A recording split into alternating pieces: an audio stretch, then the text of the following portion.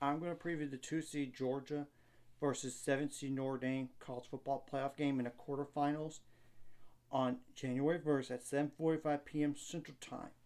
And the game will be played at the All-State Sugar Bowl in New Orleans, Louisiana at the Caesars Superdome. And as of this recording, Georgia is favored by 1.5.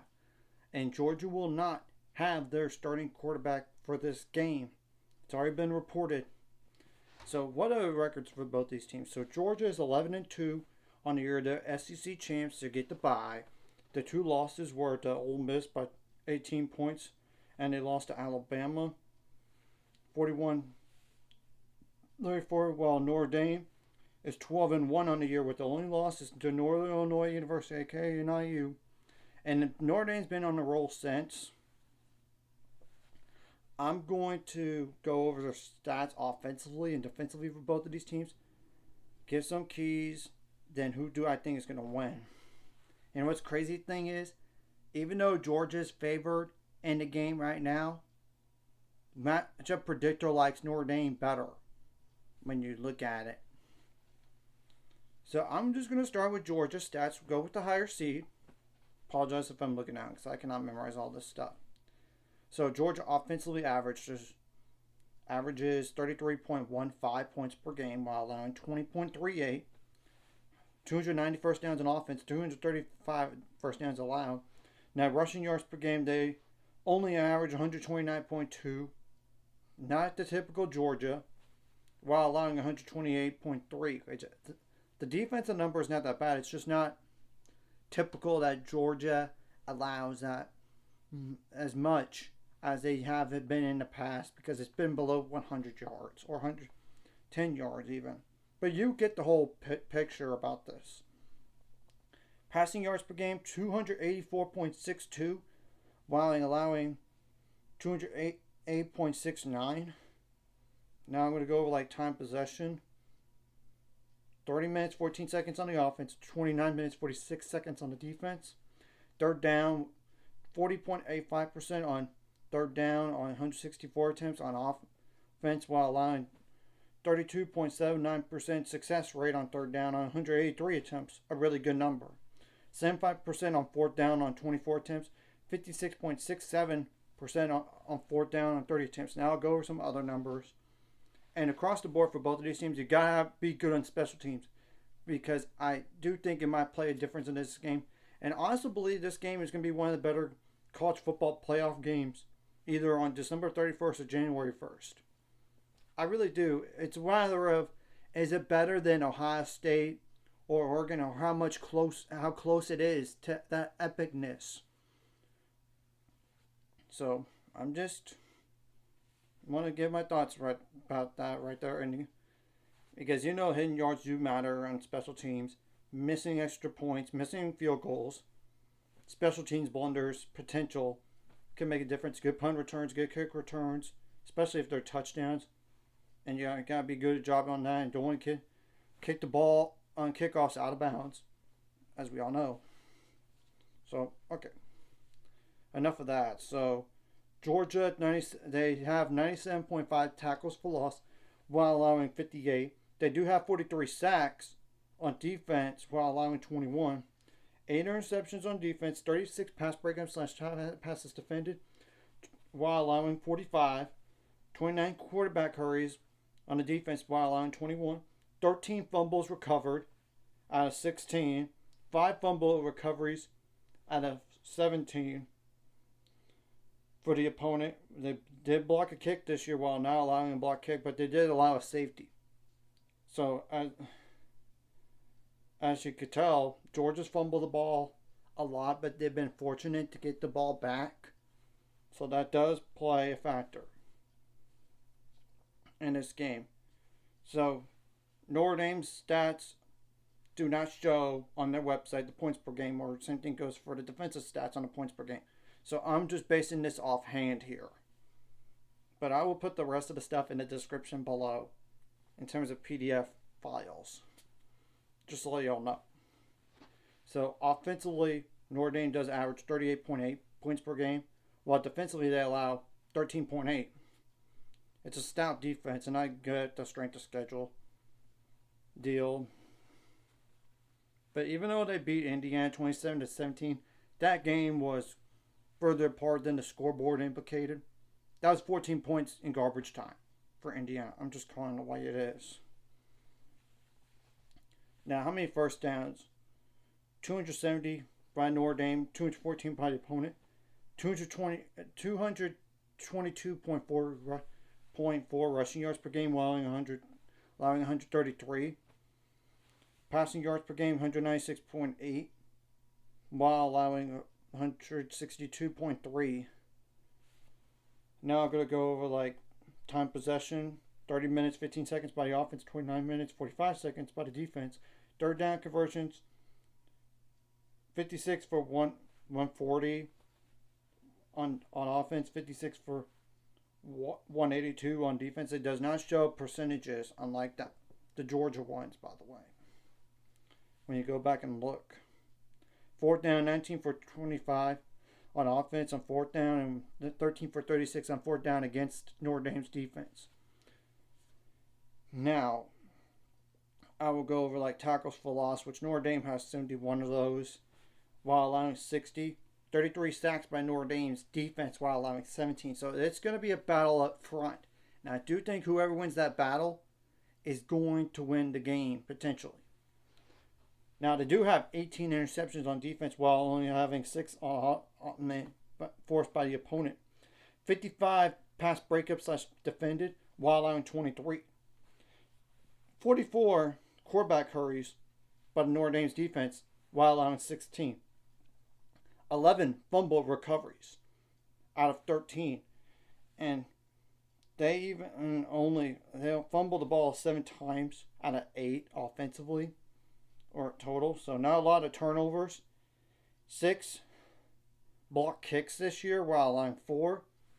Yeah. That's kind of why I emphasize the special teams. Notre Dame has to be better on special teams.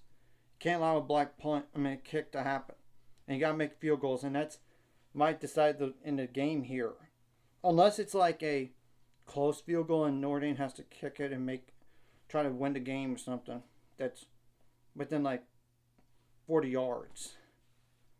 Or 35 yards or 30 yards. But you get the whole point. Now, obviously there might be some questionable officiating in the game. But you just got to move past it. Go on to the next play. Be a more mentally tougher team. I'm just saying. You got to limit the turnovers on offense. Of course, you want to force turnovers on defense. You got to limit havoc plays as much as possible on offense while creating havoc plays. As in negative yards or little yards on a down. You got to be a good job on third down and in the red zone as well. Of course, you want to do something on defense because it does make a difference to holding somebody to take a field goal instead of giving up a touchdown, as we all know.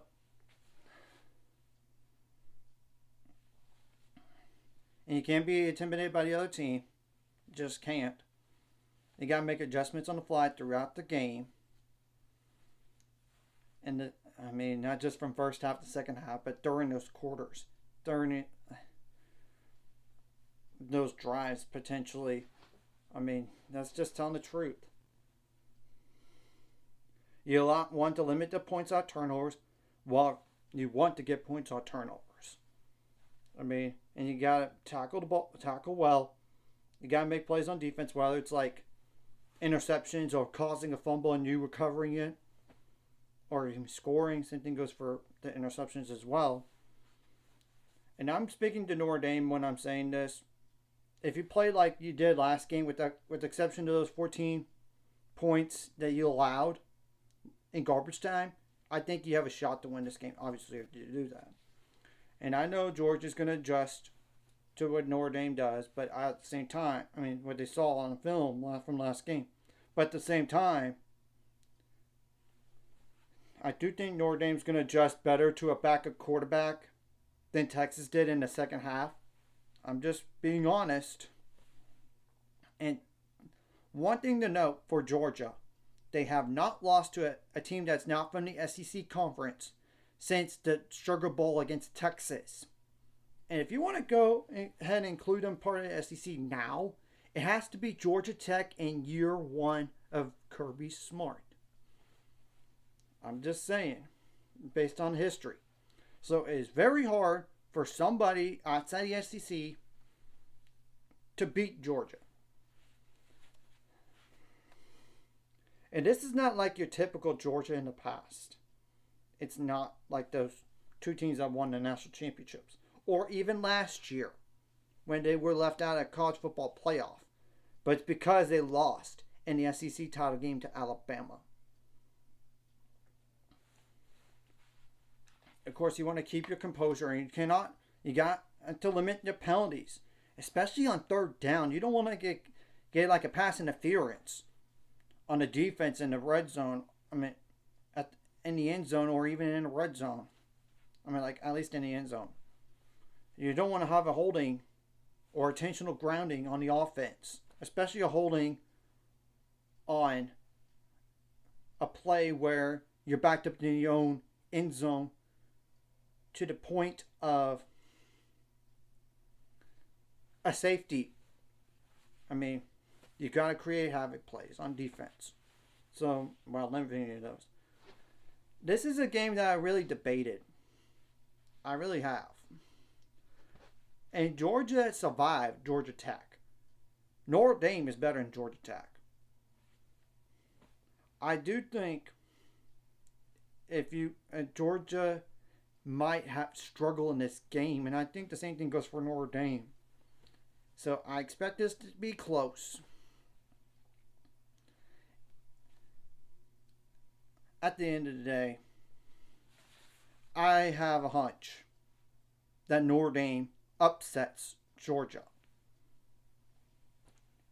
Notre Dame is going to be more ready for a backup quarterback than Georgia was playing against Texas in the second half. That's just telling the truth. And of course, another key is trying to make the other team quarterback beat you through the air. Because you want to try to make their other team beat you through the air more than on the ground, especially Georgia's defense against Notre Dame. And Notre Dame just played against a really good run defense from Indiana. And I get Indiana's numbers are skewed because of the strength of schedule. But they bullied them up front. And Georgia did survive against Kentucky as well. So they're not the same Georgia. Of course, you can include the two losses. You can include the Texas game from the second meeting. I'm not saying the first meeting because they won that game on the road. And this is a game where I happen to think Georgia's going to fall. But they could prove me wrong. And I wouldn't be shocked.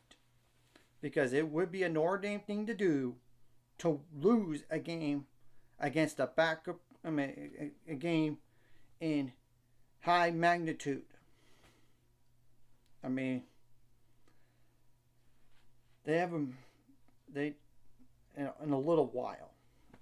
And I know they beat Army and Navy, but they were both ranked at the time. They even beat Texas A&M at Texas A&M, but I know A&M's saying 4 now. But you get the point. So,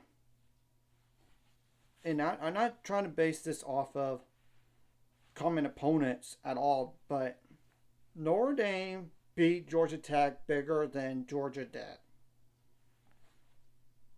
But at the same time, I think Georgia might have been looking ahead to the SEC title game.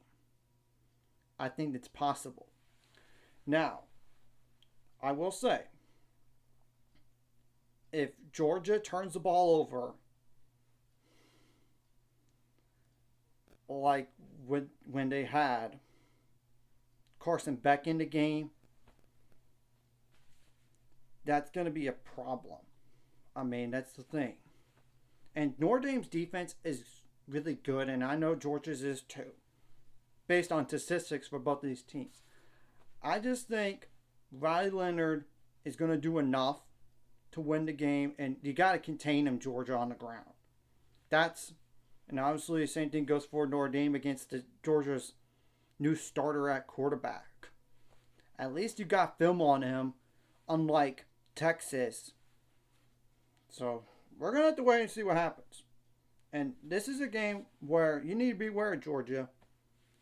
Notre Dame is coming off of an impressive win against Indiana. And I get that was in South Bend. And it's a home game. But you can't tell me that Indiana didn't deserve to be in the playoff. They were 11-1 prior to that game. And I know the schedule is what it is for Indiana. I know. But at the same time, that was garbage time points allowed by Notre Dame. And Notre Dame, for either one of these two teams on onside kicks, you got to do a good job on recovering the football. That's what Notre Dame didn't do. And you got to be better on special teams than last game, Notre Dame. You got to be.